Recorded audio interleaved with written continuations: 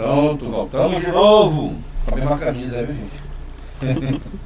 Não dá para poder mudar, porque aqui é uma atrás da outra e a gente não para, certo? Nós agora vamos à última, né, das entrevistadas aqui. Nildete.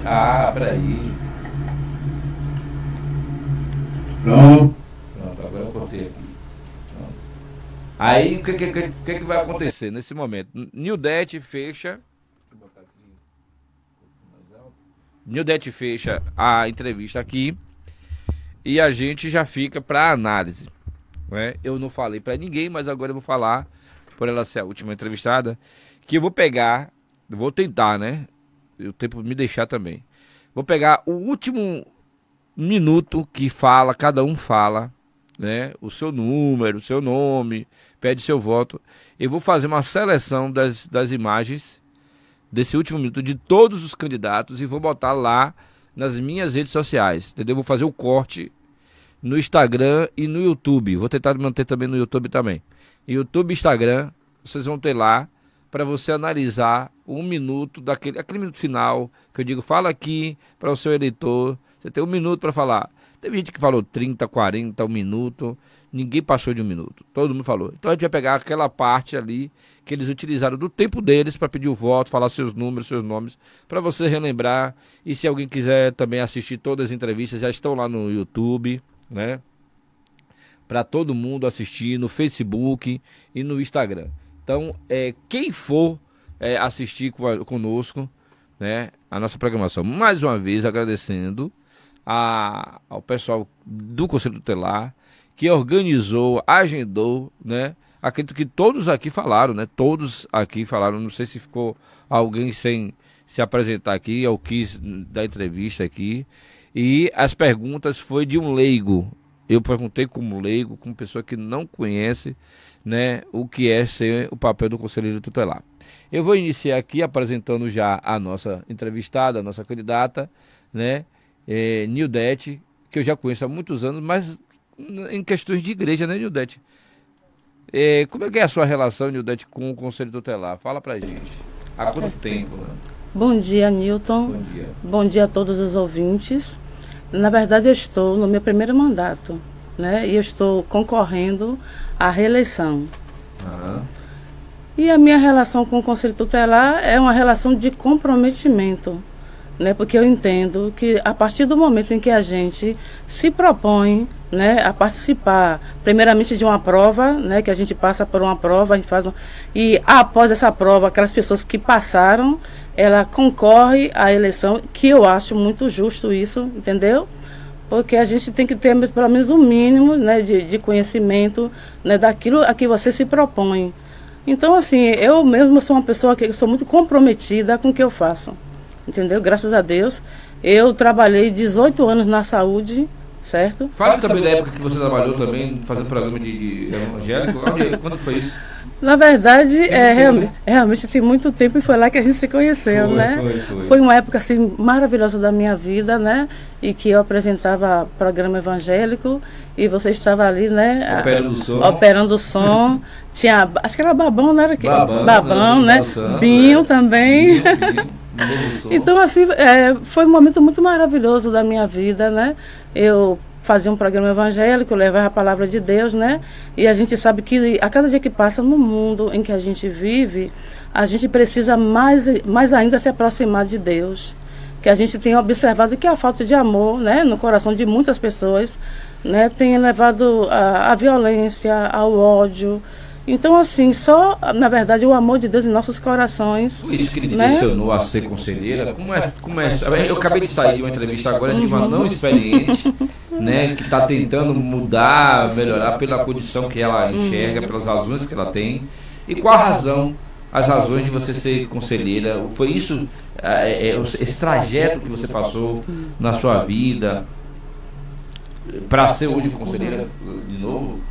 Olha, na verdade, como eu falei outrora, eu vim da saúde. E, na verdade, a saúde, eu trabalhei 18 anos na saúde. Então, a saúde, ela faz parte do sistema de garantia de direito, né? Faz parte do sistema. Então, o que acontece? Lá havia palestras que abordava sobre cuidado com a saúde, né? Isso para crianças e adolescentes. Nós tínhamos esse público de crianças e adolescentes. Trabalhava também com gravidez na adolescência, o combate às drogas. Tinham palestras que falavam sobre o perigo das DSTs, né? Que são doenças sexualmente transmissíveis. Então, na verdade, eu já fazia parte, né, de um grupo que, como já falei, faz parte do sistema de garantia de direito, que, diga-se de passagem, que é um dos mais importantes, que é a saúde. Porque em muitos dos atendimentos que nós fazemos no Conselho Tutelar, a gente direciona para a saúde. E aqui eu vou citar até um exemplo. Por exemplo, quando a gente recebe um caso de uma criança ou de um adolescente que ele foi vítima de um abuso sexual, em primeiro lugar, o que a gente faz? A gente leva o caso para a delegacia, porque ali vai registrar a ocorrência. Depois é direcionado para o IML, só que não para tão somente na delegacia e nem no IML. Posteriormente, nós encaminhamos essa vítima, né, para o CREAS. O CREAS é o quê? Ele faz parte do sistema de garantia de direito, entendeu? Lá no CREAS tem advogado, tem educador social, assistente social. Uma equipe multidisciplinar. Exatamente, psicólogo. Uhum. Então, essas pessoas, elas ficam sendo acompanhadas. Entendo. Entendeu? Nesse processo de recorrer a esses grupos de garantia de direitos, o conselheiro tutelar acompanha de perto ou já entrega lá? Na delegacia eu entrego lá, o cara faz a ocorrência e o segmento com o Nina, o conselheiro tutelar, ele estará colado junto com esses jovens e crianças? Na verdade, o Conselho Tutelar ele acompanha temporariamente. E isso está dentro da resolução do CONANDA, que é o Conselho Nacional das Crianças e Adolescentes. É uma resolução do CONANDA. A gente faz um acompanhamento temporário. Por que temporário? Porque existem outras crianças, outros adolescentes que precisam da nossa atenção. Então, a gente encaminha para a delegacia, como eu falei, e posteriormente esses casos é encaminhado para o Ministério Público. Eu lembro que teve uma vez que uma colega ligou para um determinado órgão e foi falado o quê? Não, já está aqui, a gente vai tomar as medidas cabíveis. E a colega fez isso porque alguém, né, um familiar falou, né, poxa, e aí deram algum retorno? Então, esse órgão falou isso. E aí a colega falou para a pessoa, não, realmente, olha, a partir do momento que a gente encaminha para aquele órgão, as medidas cabíveis têm que ser para aquele órgão, entende? Uhum. O que a gente faz posteriormente, a gente vai acompanhando temporariamente. Aí já me preocupa mais, porque vai depender já de outro órgão. Exatamente. Mas a cobrança e a fiscalização, que é papel do conselheiro tutelar? Essa cobrança... Mas, na verdade... Como eu falei para você, depois da delegacia, a gente encaminha para o Ministério Público.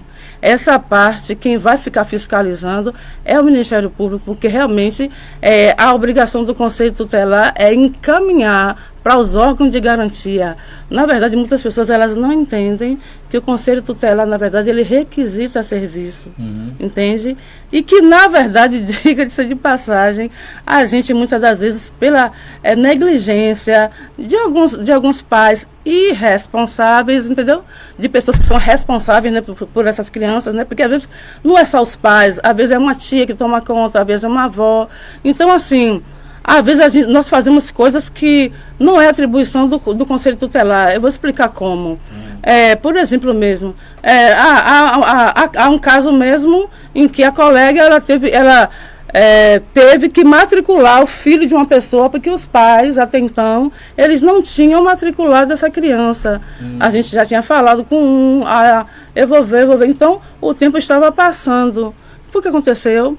A colega, ela pegou, matriculou a criança, tinha perdido a segunda via, a primeira via do registro. A colega foi lá também, solicitou, entendeu? Então, assim, às vezes a gente faz também um pouco o trabalho dos pais, porque, infelizmente, Nilton, a gente percebe, eu não estou generalizando, entendeu? Que há alguns pais que realmente eles são negligentes. Eles não querem ter o comprometimento de educar, de cuidar dos seus filhos. Infelizmente, eles acabam terceirizando essa educação, que posteriormente o que acontece? Crescem jovens revoltados, jovens que não têm um diálogo com os pais, entendeu? Jovens que infelizmente muitas das vezes são abraçados pelas drogas, meninas pela prostituição. Eu estou falando dentro do contexto em que a gente vê ali dentro do conselho. E então, qual é o papel do conselheiro tutelar? Chamar esses pais à responsabilidade dos seus papéis. E quando isso não acontece, o que é que a gente faz? Quando esgota todas as possibilidades do conselheiro tutelar, entendeu? Em orientar, em advertir, a gente simplesmente encaminha para o Ministério Público. Porque aí é o promotor ou a promotora que vai chamar aquela família, aquele pai, aquela mãe, como já aconteceu. Realmente, eu até parabenizo, né, a doutora Caroline, né, porque eu fiquei sabendo que ela não está agora conosco, mas assim, foi uma promotora muito comprometida, né, com o trabalho. Tudo que nós passávamos para ela abraçava, ela marcava audiência, chamava o conselho tutelar. Então, assim, esse é o nosso trabalho, entendeu?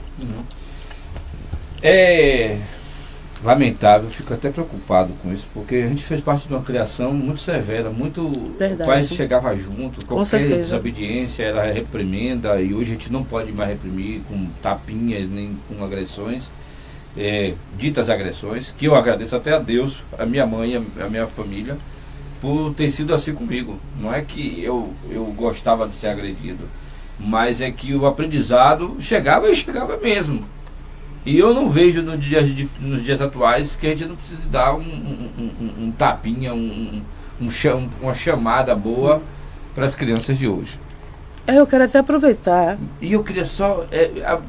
desse ponto aí, quando chega esse ponto de um conselheiro, uma figura externa à família, uma figura fora da família, um promotor, um policial, ter que tratar da questão dessa criança, o menor infrator, em questão sabe, de assistência, uma assistência maior, porque ele está criando uma série de problemas na sociedade e já criou na família, a família já não tem mais jeito. É isso que eu queria que você falasse. Pode falar do que você aproveitar.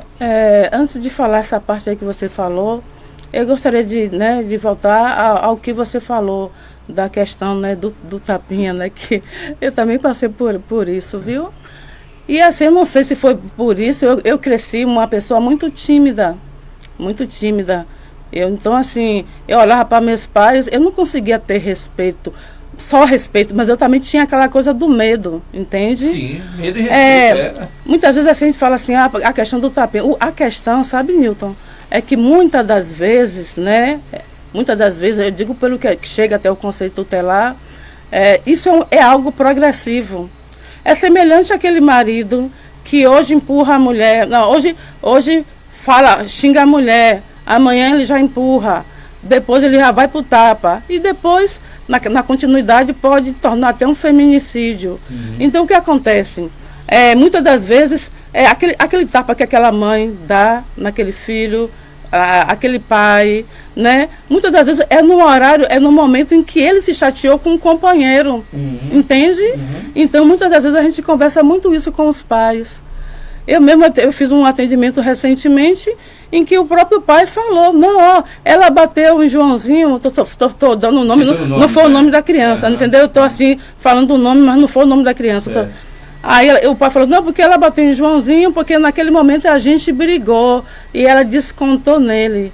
Então, assim, na maioria das vezes, né, não é nem para educar, é porque às vezes a esposa se chateou com o que o marido falou, às vezes o marido se chateou com o que a esposa falou, e às vezes a criança só chegou naquele momento indevido, mas sem saber, coitadinho, né, o que está acontecendo, e pediu simplesmente, me dê um copo d'água, pai, me dê um copo d'água, mãe, e puf, levou, entende? Entendi. Ainda me deixa mais preocupado, você deixou mais preocupado ainda. Né? Sim. Que já é uma outra questão que eu falei, que você disse que ia falar, sobre a questão do menor infrator, que você disse que ia falar, já é uma outra questão, já é um casal desequilibrado, já é um casal que já vive com problema do pai, do marido, da mãe e do pai da esposa, e aí se juntam os dois, e aí cria um desequilíbrio realmente. Exatamente. É uma questão progressiva. começa com você tá feia hoje, né? Exatamente. Poxa, essa roupa não tá legal, tira essa roupa. Eu não gosto disso, velho. Aí você aí chega pro filho, você é burro, você é lerdo. Você é doido. Às vezes, aquela violência psicológica, ela vai refletir, num gatilho, vai ser mais forte, os traumas que vão ficar, muitas vezes vão ser mais fortes do que aquele tapa que a pessoa levou, né, fisicamente falando, entende? Com certeza, é verdade. Como foi seu desempenho na prova, Judete? Na prova de 20 questões, eu tirei 19 pontos, né? Porque, graças a Deus, na redação eu tirei 9,9. E eu sou uma pessoa que eu gosto muito de ler, de estudar, entendeu? Eu gosto muito de estar aprendendo. Ainda mais que nós trabalhamos, como eu falei com você, né? Com o Estatuto da Criança e do Adolescente. Então, todas as questões que chegam para a gente lá no Conselho, o Estatuto é o nosso livrinho de cabeceira. Ou melhor, é o livrinho que a gente está ali, trabalhando todos os dias. A gente não pode fazer nada sem que esteja dentro do Estatuto. E voltando à situação que você falou do menor infrator, né, desses casos, é como eu te falei. Cabe ao Conselho a gente encaminhar esses jovens para eles terem um acompanhamento. Porque, às vezes, aquele jovem infrator foi um jovem que o pai desprezou, a mãe desprezou. Às vezes foi jogado na casa de um, na casa de outro, entende? Ele não teve a presença dos pais ali próximo dele. Infelizmente, às vezes, ele devido a isso, né? Ele se aproximou de pessoas que, infelizmente, levaram ele para esse caminho. Hoje, o ECA, ele contempla todas essas questões, além das novas que estão chegando com o caso Henri Borel. Exatamente. Como é que você consegue enxergar, estudar, preparar-se para esse desenvolvimento, essa evolução positiva para o tratamento do cuidado da criança e do adolescente? Na verdade, essa lei Henri Borel, eu achei muito pertinente essa sua pergunta. Por quê? Porque, na verdade, essa lei veio justamente porque aquela criança era agredida continuamente. A mãe sabia, a babá sabia, porém, foram omissos. Então, aquela criança ela não foi agredida um dia só. Foi algo progressivo. Já viu aquela coisa, você já relaxou com a sandália? Eu vou pegar agora o cinto. Você relaxou com o cinto? Vou pegar um pedaço de pau. Entende? É o que eu falei. O que diz essa lei? Essa lei é a lei 13.431, de 4 de abril de 2017. E justamente veio para o quê? Para que esses casos de violência doméstica, ele venha a ter um rigor maior. Entende? Porque uma das coisas, a punição vem a ser maior. Contínua, exato. E porque são crianças indefesas, entendeu? Imagine uma pessoa adulta bater com toda a força em uma criança pequenininha. Então, assim, o estrago realmente é grande. E essa lei veio até, né, para alertar muitos pais, entendeu? Que justamente isso pode levar à morte uma criança ou um adolescente. Né? E a gente vê aí que isso não é fantasia. E isso a estatística está mostrando todos os dias. Porque assim como foi o caso de Henri Borel, existiu muitas crianças, muitos adolescentes que perderam a vida por causa da violência doméstica. Porque achava-se que deveria se educar com murro, com pancada, como se batesse no adulto. Entende? Horrível mesmo. Horrível. Como você falava aí, eu comecei o Vande Caixinha de Lágrimas, eu comecei a lembrar, assim, imaginar o quanto a criança deve ter sofrido, não tinha ninguém para gritar. O Conselho Tutelar, seu Sebastião Passé, você faz parte, está vindo para a reeleição. Isso. Como é que tem lidado com essa questão da violência, do feminicídio de crianças, né, meninas que estão sofrendo, o próprio namorado de menor pega a namorada de menor e acaba matando, estuprando, destruindo a vida dela e da família toda. A questão também da exposição nas redes sociais e a questão do racismo junto com a ideologia de gênero. Você tem seus valores, você tem seus conceitos, sem preconceitos, dentro do Conselho Tutelar. Como tratar essa situação? E é interessante até o que você está trazendo aí sobre essa questão de nós abraçarmos essas pessoas, porque na verdade, a partir do momento em que a gente está ali no Conselho Tutelar, eu não estou representando uma religião, eu estou ali trabalhando para a efetivação de direitos de crianças e de adolescentes. Isso independente de religião, entendeu? Nós estamos ali para cumprir o nosso trabalho, que é o quê? Garantir direitos. Direito ao quê? Alguém pode até perguntar. Direito à vida, à saúde, à educação, a ser respeitado, a não ser criado, né? Criado com violência, e inclusive a lei Henri Borel, ela foi baseada no artigo 18 do ECA, né, que é o Estatuto da Criança e do Adolescente, artigo 18 e 18A e 18B, que diz o quê? Que toda criança e adolescente tem que ser criada sem violência, entendeu? Sem aquele chamado corretivo, que muitas vezes as pessoas falam, e que torna-se uma violência. Essa que é a realidade. Hoje eu entendo que o tapinha, o corretivo de antigamente que valeu pra gente não era o tipo de ser humano que hoje são os seres humanos de hoje. E a gente está vendo aí a questão da homossexualidade se manifestando muito cedo, né? A questão também do racismo, do bullying, né? O abuso psicológico de coleguinhas dentro da escola. A escola tem sido um celeiro de problemas ultimamente, que era, para mim, depois da igreja, da casa da família, era um lugar sacrossanto, né? Porque a gente respeitava. Nós ainda alcançamos essa época. Alcançamos João Paim. É verdade. Você foi polivalente? Polivalente, não foi? É verdade. A gente tinha esse respeito para o ambiente escolar. Era um ambiente, era um lugar sagrado para o nosso conhecimento, a nossa educação. A igreja para a nossa devoção a Deus e a quem a gente acredita. E a casa aos nossos pais.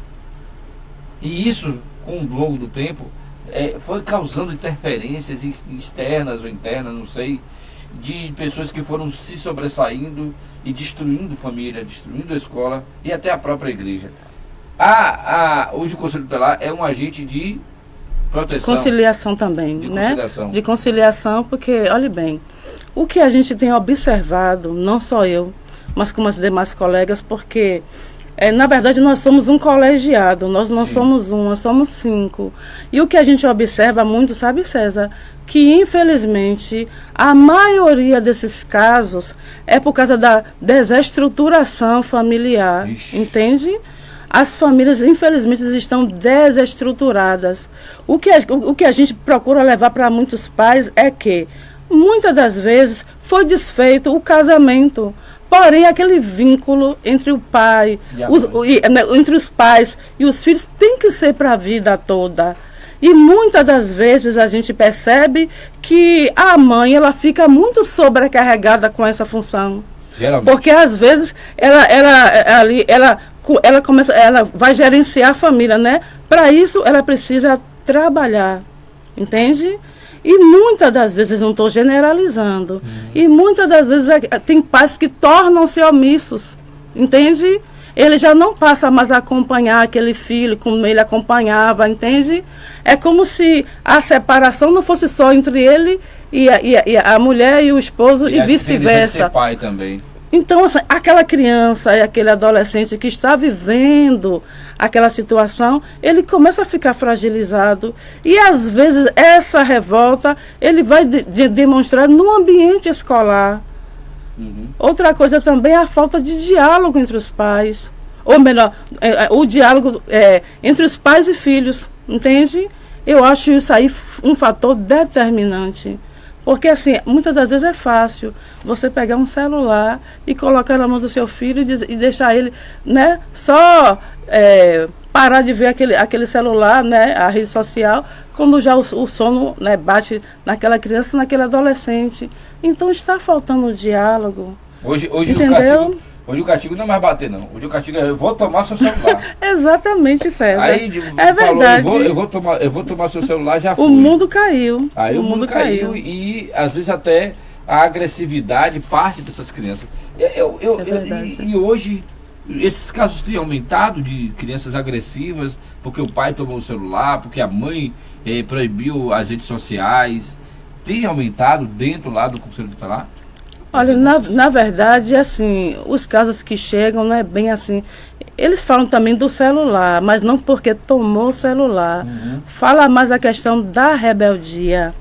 Mas quando a gente vai ver o contexto da situação, a gente percebe que, na verdade, é a falta do diálogo. Entende? Porque muitas das vezes o pai chega do trabalho, não pergunta ao filho, e como é que foi seu dia? Aconteceu alguma coisa na escola? Muitas das vezes assim, às vezes tem aquele pai ou aquela mãe que vê aquele filho triste. Será que meu filho está passando alguma coisa na escola? Porque eu fazia isso com a minha filha, César. Eu fazia isso com a minha filha. Teve uma vez que eu cheguei lá em Candeias e eles ficaram assim maravilhados, entendeu? Eu fui lá, perguntei como é que estava ela, vi algumas dificuldades que ela tinha. Então eu sempre fui uma mãe muito presente.